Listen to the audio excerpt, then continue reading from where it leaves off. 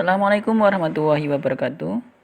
Bersama saya Saiful Ahmadi dan ini adalah Matestik. Hari ini kita akan membahas beberapa soal yang merupakan soal-soal seleksi ujian masuk perguruan tinggi negeri di Istanbul, Turki ya. Dan ini adalah soal pertama yang akan kita bahas.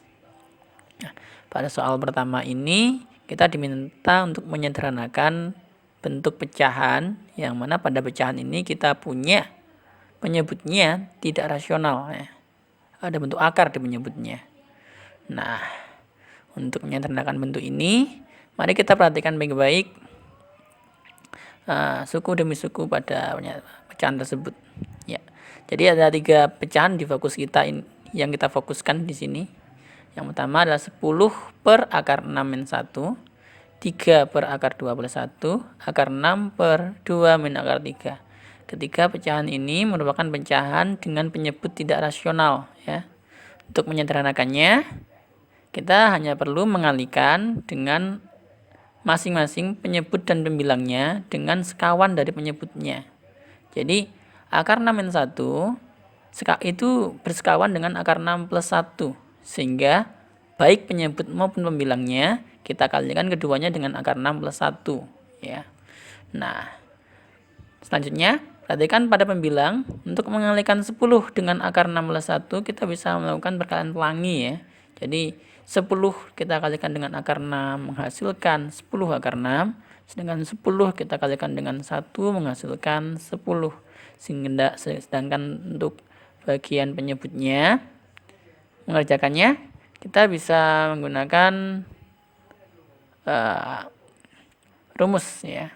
Jadi kalau kita punya A min B dikali A plus B akan menghasilkan A kuadrat dikurangi B kuadrat. Sehingga untuk kasus ini A-nya adalah akar 6 dan B-nya adalah 1. Jadi hasilnya adalah akar 6 kuadrat dikurangi 1 kuadrat. Akar 6 kuadrat itu tidak lain dan tidak bukan hasilnya adalah 6. Dikurangi dengan 1 kuadrat hasilnya adalah 1. Jadi 6 kurangi 1 hasilnya adalah di sini 5 ya.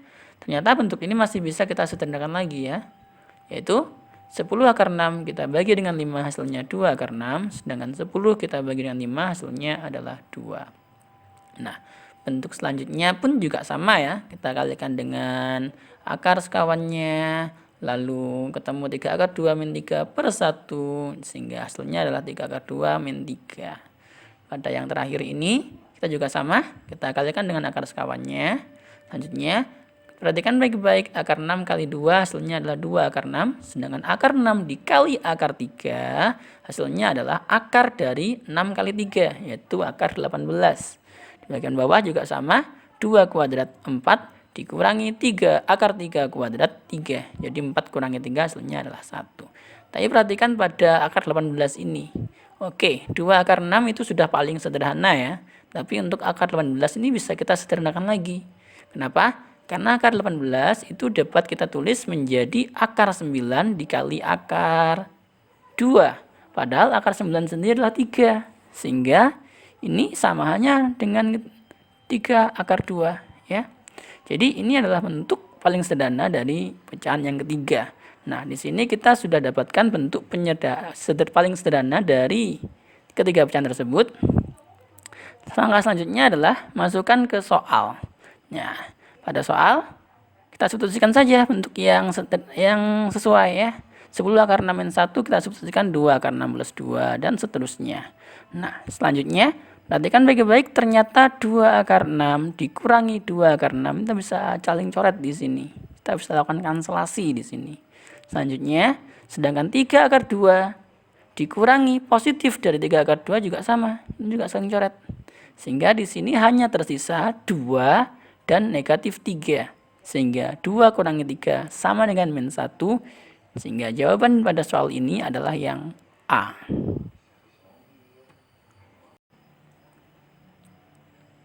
Pada soal selanjutnya kita punya materi logaritma di sini. Ini adalah soal yang melibatkan materi logaritma. Jadi diketahui bahwa log 10 dari X adalah sama dengan 0, sedangkan yang ditanyakan oleh soal adalah akar dari X pangkat 25. akar 8 dari X pangkat 25. Nah, untuk mengerjakan soal ini, kita harus paham terlebih dahulu definisi dari logaritma. Nah,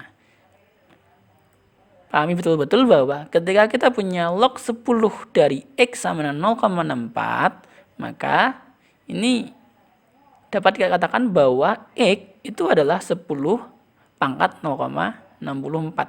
Ini adalah hubungan logaritma dengan bilangan eksponensial. Dan bentuk ini dapat kita sederhanakan kembali menjadi 10 pangkat 64/100. Karena 0,64 sama dengan 64 per 100. Langkah selanjutnya, kita tinggal mensubstitusikan ke bentuk yang kita punya. Ya, dengan mensubstitusikan di sini, pahami juga bahwa hubungan antara akar dan bilangan eksponensial itu seperti ini.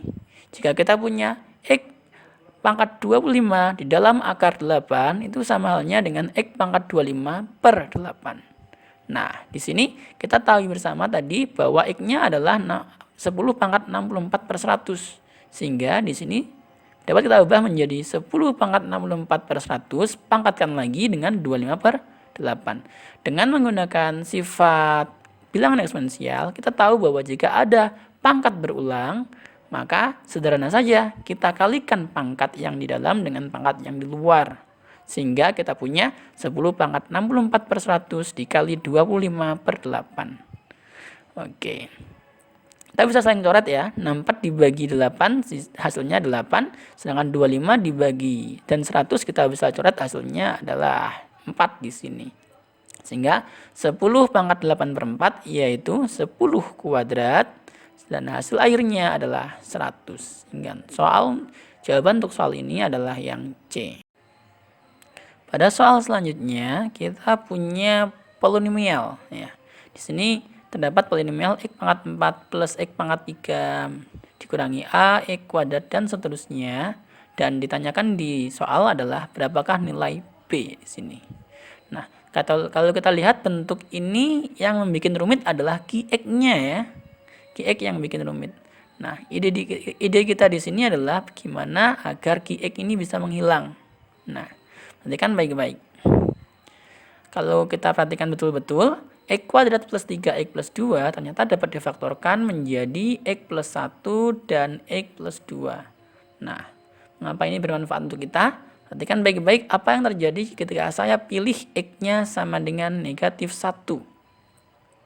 Oke, saya masukkan ke dua ruas, kita punya negatif 1 pangkat 4 hasilnya 1, negatif 1 pangkat 3 hasilnya negatif 1, dan seterusnya.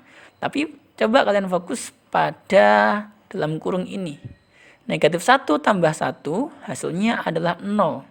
Sehingga bentuk ini dapat kita tulis seperti ini.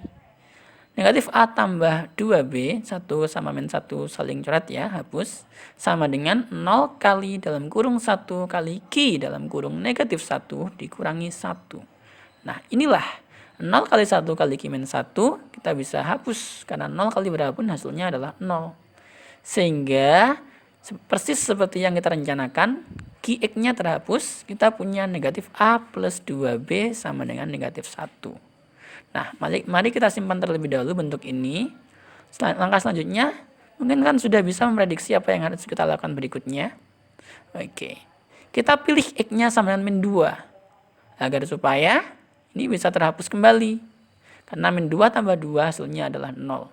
Kita ulangi langkah yang sama, kita peroleh min 2 pangkat 4 hasilnya 16, min 2 pangkat 3 hasilnya min 8, min 2 pangkat 2 hasilnya 4, jadi min 4A tambah 2B sama dengan min 2 tambah 1, min 2 tambah 2, Q min 2, dan seterusnya.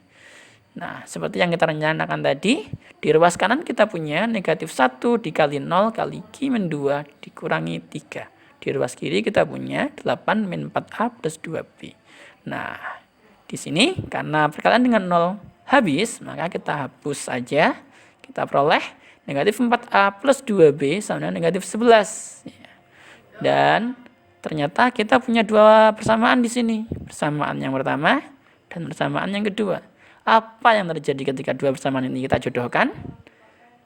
Kita punya SPLDV, sistem bersamaan linear dua variabel. Cara menyelesaikannya mudah sekali. Kita gunakan eliminasi. Nah, karena di sini kita ingin mencari nilai B, mari kita eliminasi variabel A-nya di sini. Dengan cara kita kalikan dengan 4 bersamaan 1, kalikan dengan 1 bersamaan 2. Kita peroleh negatif 4A plus 8B sama dengan negatif 4, min 4A plus 2B sama dengan negatif 11. Kemudian kita kurangkan kedua bersamaan sehingga menghasilkan 6B sama dengan 7. Sehingga hasil akhirnya B sama dengan 7/6 ya. Jadi ini adalah jawaban yang kita kehendaki. Sehingga jawaban untuk soal nomor 23 ini adalah yang A ya. Oke, selanjutnya kita punya soal nomor 5, sekaligus soal terakhir yang akan kita bahas di kesempatan kali ini. Nah, di sini kita kembali bertemu dengan logaritma. Tapi perbedaannya dengan soal sebelumnya, jika soal sebelumnya lebih menekankan pada definisi logaritma dan hubungan logaritma dengan eksponen, soal ini lebih fokus pada sifat-sifat logaritma. Mari kita kerjakan. Pada soal ini kita punya log 3 dari 2 sama dengan X dan log 7 dari 2 sama dengan Y. Yang ditanyakan adalah log 3 dari 49. Oke, untuk mengerjakannya, perhatikan log 3 dari 49. Berdasarkan sifat logaritma, ini dapat kita tulis menjadi log 2 dari 49 per log 2 dari 3. Selanjutnya, perhatikan bahwa log 2 dari 49 dengan sifat logaritma ini bisa diubah menjadi 1 per log 49 per 2. Ini adalah salah satu sifat unik dari logaritma ya. Jadi, jika kita punya logaritma dengan cara menukar basis dan numerusnya, kita dapati bentuk logaritma tersebut akan sama dengan 1 per logaritma yang sudah kita tukar basis dan numerusnya tadi. Ya, hal yang sama juga berlaku untuk soal untuk menyebutnya ya, sehingga log 2 dari 3 dapat kita ubah menjadi 1 per log 3 dari 2. Nah, selanjutnya log 49 dari 2 itu dapat kita tulis menjadi log 7 kuadrat dari 2. Lagi-lagi menggunakan sifat logaritma, eksponen 2 di sini dapat kita keluarkan sehingga kita peroleh 2 menjadi setengah di sini. Sehingga hasilnya adalah 1 per setengah kali log 7 dari 2 per 1 per log 3 dari 2. Nah, dari tadi sebenarnya kita menggiring agar muncul dua bentuk ini ya. Jadi kita menggiring ke sana sebenarnya. Log 7 dari 2 tadi kita punya di soal hasilnya adalah Y. Sedangkan log 3 dari 2 di soal diketahui adalah X. Sehingga kita substitusikan saja, kita peroleh 1 per setengah kali Y, yakni 1 per Y per 2, dan ini adalah 1 per X. Nah, kita selesaikan untuk membilangnya terlebih dahulu. 1 per Y per 2 sama aja dengan 2 per Y.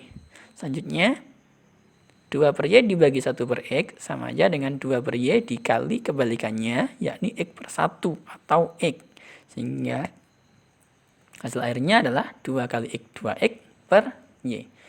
Jadi jawaban untuk soal terakhir ini adalah yang B. Terima kasih telah menonton video ini. Silahkan klik tombol like, share, dan subscribe jika kamu suka video-video di channel ini. Budayakan komentar yang santun dan bijak ya.